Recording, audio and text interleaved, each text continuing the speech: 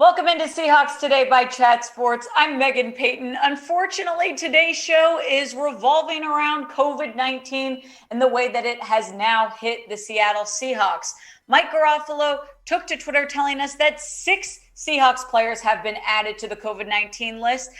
That includes cornerback DJ Reed, right tackle Brandon Shell, running back Travis Homer, defensive end Kerry Hyder Jr., and practice squad guard Pier-Olivier Lestage and cornerback Mike Jackson.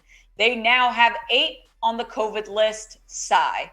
So 8 players, because we know that Tyler Lockett and Alex Collins, they were added earlier this week. This has been such an enormous problem in the NFL this week, and we're going to break down everything that's happened.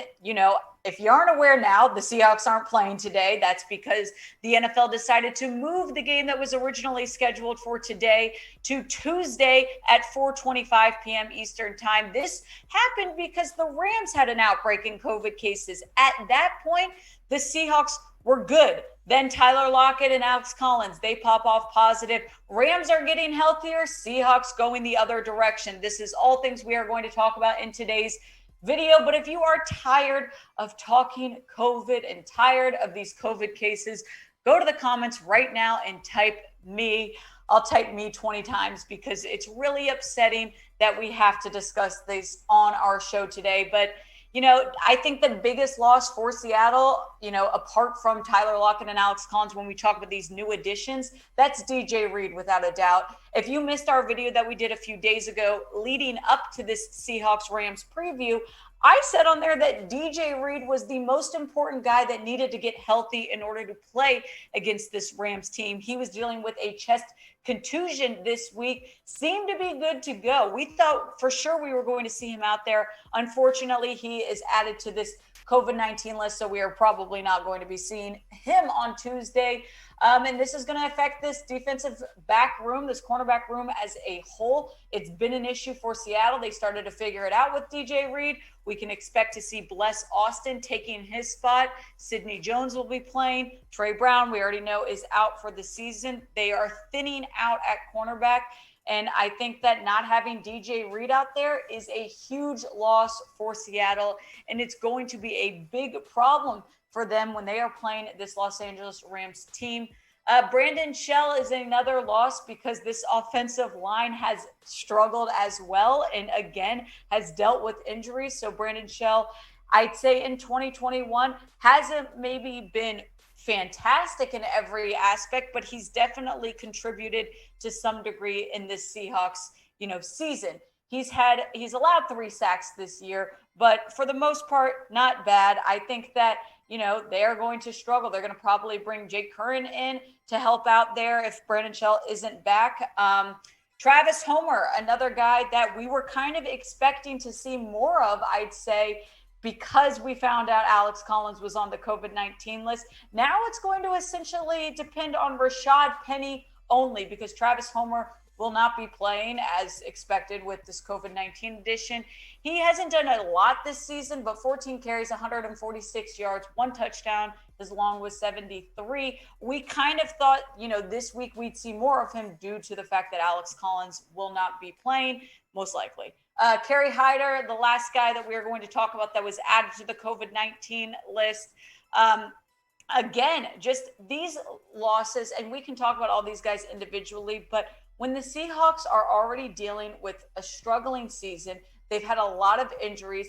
Guys like Kerry Hyder, guys like obviously Alex Collins, DJ Reed, this affects the way the outcome of the game can be. So we're going to talk about everything that's happened from the Rams side of things, from the Seahawks side of things, what needs to happen in order for maybe some of these guys to return. But before we get into that, I do have something positive that's not a COVID-19 test. That is a positive sale that I have to tell you guys about. This is the Darius Rucker vest that you guys can go to chatsports.com/Seahawks vest. It's 50% off. Okay. It's now December 19th. If you haven't done your Christmas shopping yet, you are behind, but it's okay because this vest is a perfect, hey, I'm sorry I'm late on Christmas gift to give someone. Chatsports.com/Seahawks vest. Great deal going on. 50% off a quality vest, licensed Seahawks. All right, unfortunately, we're going back into positive COVID cases, which is a negative. This is the Rams COVID-19 list. They've had a ton of problems. We're not going to go through all of these guys, but Tyler Higbee clearly being one of the more notable guys. Rob Havenstein, he's their starting right tackle. They are both on the COVID-19 list along with these other guys. You keep looking, Von Miller, clearly going to be a huge loss for this Rams team. And then, you've got Obo from Oklahoma. He's not going to be playing out there. They are struggling with a major COVID outbreak this week. But I will say that the Rams have started to get a little bit healthier. Jordan Fuller, a guy that's still testing positive. This is a big loss for the Rams. Again, but they're getting a little bit luckier because they changed the game. Jalen Ramsey officially taken off of the COVID-19 list. He is expected to play on Tuesday. And, I understand that the Seahawks are frustrated that this game got moved and that now they're popping off positive and the Rams are getting healthier. We see Jalen Ramsey is going to play. Odell Beckham Jr., he's now officially off the COVID-19 list. These two guys are arguably Odell Beckham Jr., we're still learning to see how much he's going to affect this Rams offense. But Jalen Ramsey, clearly, I'd say one of their top three players now back playing in this week's game. So this COVID-19 stuff has been an absolute mess. And I understand that the NFL is in a rough position. They're trying to figure out what to do. But was the NFL wrong for moving this game to Tuesday? I think you could argue both sides because the NFL, if you don't remember, before the season started, they kind of made it clear saying that they weren't going to be postponing games this year. They weren't going to be trying to, change a lot of the schedule up. And so then an outbreak happens like it did with the Rams. It happened with the Browns. We've seen this a lot this week, and they start to reevaluate it. And so I understand the frustration from all fans around the league. And I understand your guys' frustration because you guys are seeing the Rams get healthier as the Seahawks, obviously are falling off a little bit more and more guys are joining the COVID-19 list. I just think there needs to be more clear rules stated because this is a problem that's going to unfortunately be a topic of conversation for who knows how long. So they've got to find a way to make it clear and obvious, as the refs would say, of what they are doing. Because I don't know if it's a number of, hey, if these many guys test positive, then, we'll consider moving the game. You can't just pick different, scenarios and then make your rules up. But I did hear, and we are hearing the way that they are changing the rules. It has not been official yet, but vaccinated players are potentially not going to be testing as often. It's going to apply more to the symptomatic vaccinated players and spot testing, whereas unvaccinated players will remain testing daily. Now, for the criticism that the NFL is receiving, Corbin Smith, who covers the Seahawks, he posted this photo to give a little bit more context of what the NFL was saying before the start of the season. It says, prior to the start of the season, NFL Commissioner Roger Goodell released a memo to all 32 teams indicating games would not be postponed or rescheduled simply to avoid roster issues caused by injury or illness affecting multiple players. The decision to postpone multiple games this weekend contradicts such a statement.